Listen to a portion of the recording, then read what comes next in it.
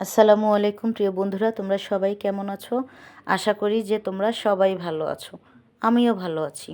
আজকে যে গল্পটা তোমাদেরকে শোনাবো সে গল্পটা অনেক বড় বড় নাটক এবং সিনেমাকেও হার মানিয়ে দিবে। খুবই কষ্টের একটা গল্প, আমার জীবনের ঘটে যাওয়া একটি গল্প। তো চলো আমি তোমাদের সঙ্গে গল্পটা শেয়ার করি। তো প্রিয় বন্ধুরা, আমি হচ্ছে যে একবারই কাজ করতাম। কারণ কাজ এই কারণেই করতে হইতো যে আহ, আমাদের পারিবারিক অবস্থা ভালো ছিল না।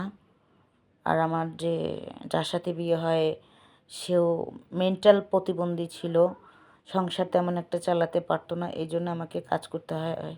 তো আমরা গ্রাম থেকে শহরে চলে আসি কাজের উদ্দেশ্যে। সে আমাদের এক খালা ছিল বাড়ির পরিচিত, উনি আমাদের আপাতত যেখানে উঠবো সেখানে একটা ঘর ভাড়ার ব্যবস্থা করে দেন। ঘরের অ্যাডভান্সটা উনি দেন, কারণ আমাদের কাছে কোনো টাকাই ছিল না। তো শহরের বাড়ি, ঘর ভাড়া, খাওয়া দাওয়া সব কিছু মিলিয়ে একটু উন্নতি করার জন্যই এসেছি শহরে, তাই না? বসে থাকলে তো আর চলবে না।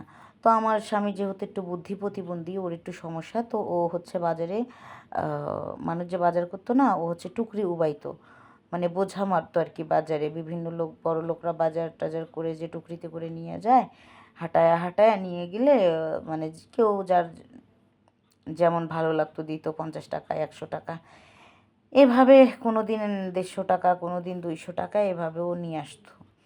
তা দিয়ে মোটামুটি টেনে টুনে চাল টাল এসব একটু একটু করে কিনে কিনে আমরা খেতে পারতাম।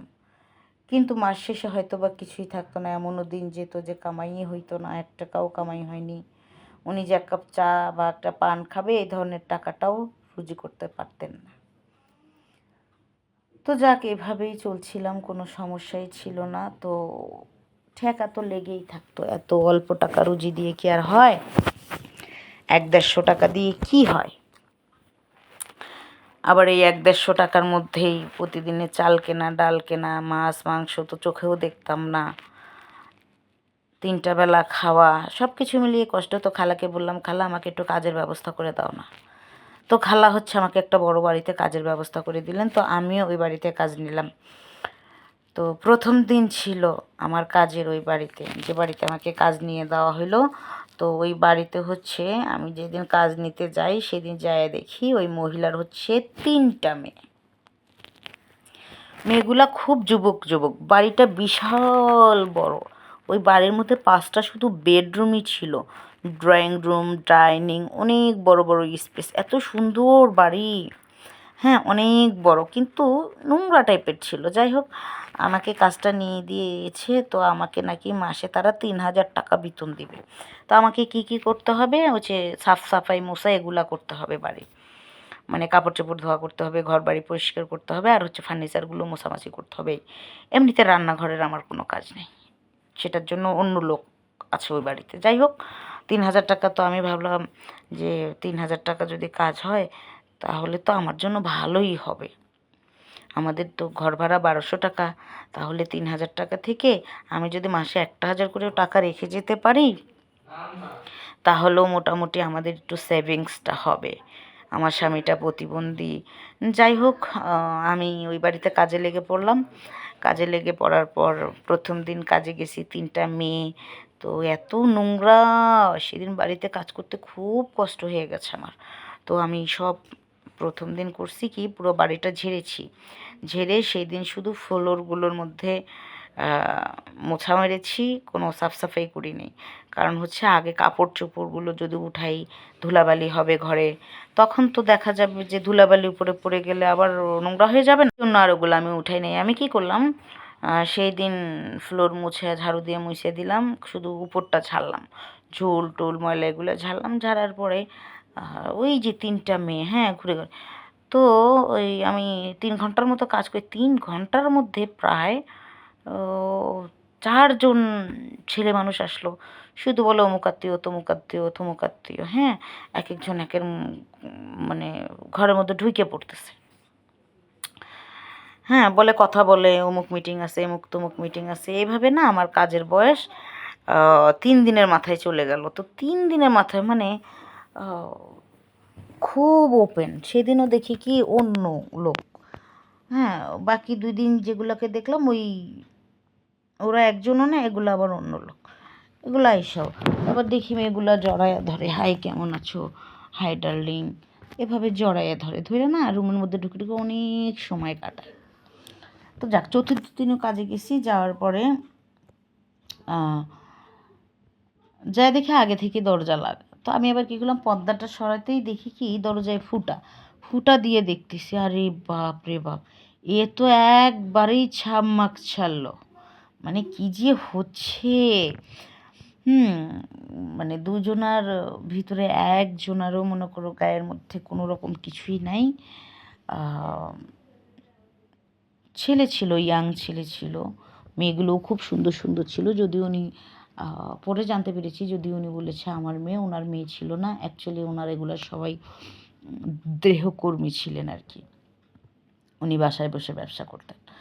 যাই হোক, আমি তখন পর্যন্ত এসব কিছুই জানি না। জানার পরে, না জানার ফলে আমি চুপি মেরে দেখতেছি দেখি দুইটার গায়ের মধ্যে তো কিছুই নাই, না থাকায় একটা আরেকটার বাপরে বাপ এত সুন্দর সুন্দর স্ট্রবেরি, কত সুন্দর সুন্দর করে খাচ্ছে।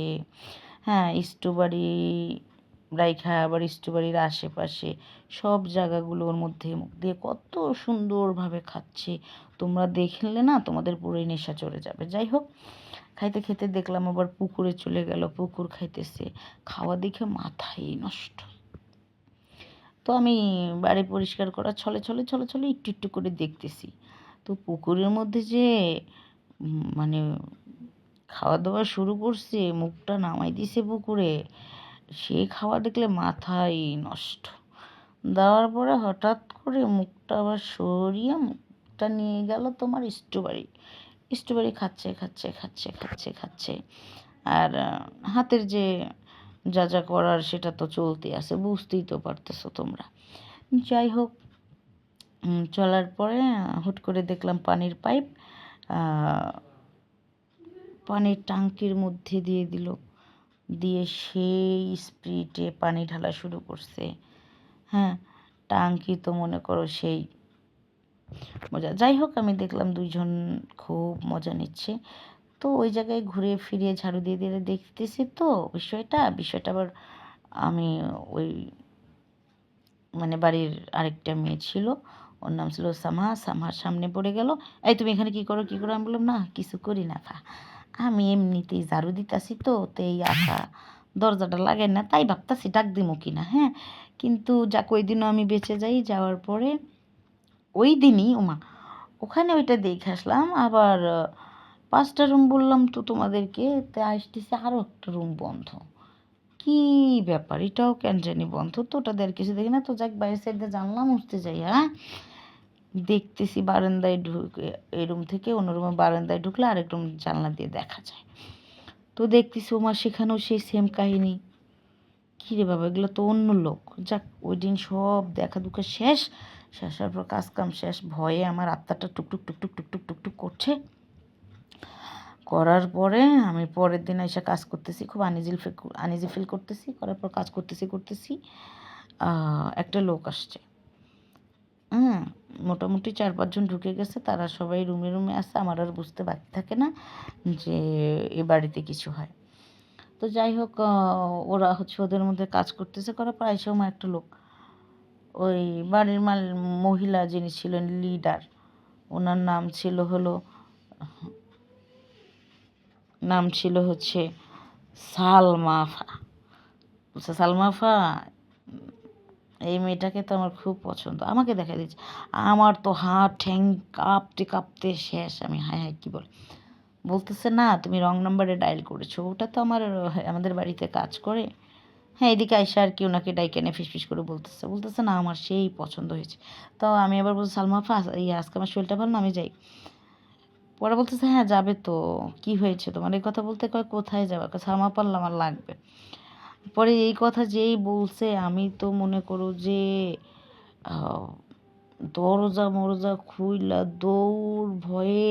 তারপরে নিচে দারোয়ান বেশ কিছু লোকজন বের হয়ে গলির মধ্যে আমাকে ধরছে। আমি বলছি এই ঘটনা, হ্যাঁ ওই বাড়িতে এগুলো পরে তো মনে করো আস্তে আস্তে এলাকার সবাই মিলা রেড দিছে। দেওয়ার পর মনে হয় এটা নিয়ে ভিতরে অনেক কিছু হয়েছে, তারপরে পুলিশ আসছে, আমাকেও ডাকাইছে, আমি যা যা সত্য ছিল বলে দিয়েছি সব কিছু। তো আল্লাহর কাছে একটাই শুক্রিয়া যে আসলে এসবের হাত থেকে আমি বেঁচে গেছি। এই গল্পটা তোমাদের সঙ্গে শেয়ার করলাম কেন জানো? আসলে এরকম কিন্তু অনেক জায়গায় হয়, যেটা মোটেও ঠিক নয়, ঠিক আছে? এটা হচ্ছে যে তোমরা করছো করো, তোমরা মানে আমার মতো একটা ভালো মানুষকে কেন এসব নোংরা কাজের সাথে জড়াইতে চাইছো বলো? এটাই ছিল ওদের অপরাধ, তাই ওদের পাপের ঘরাও পূর্ণ হয়ে গেছিলো, এই জন্য ওদের সাজাও হয়ে গেছিলো। কাজেই এসব সমস্ত জিনিস থেকে আমরা সবাই সবাইকে হেফাজত করবো, এই জন্যই গল্পটা তোমাদের সঙ্গে শেয়ার করা, যাতে সতর্কতা অবলম্বন করেছি। সবাই ভালো থেকো, সুস্থ থেকো। আল্লাহ হাফেজ, আসসালামু আলাইকুম।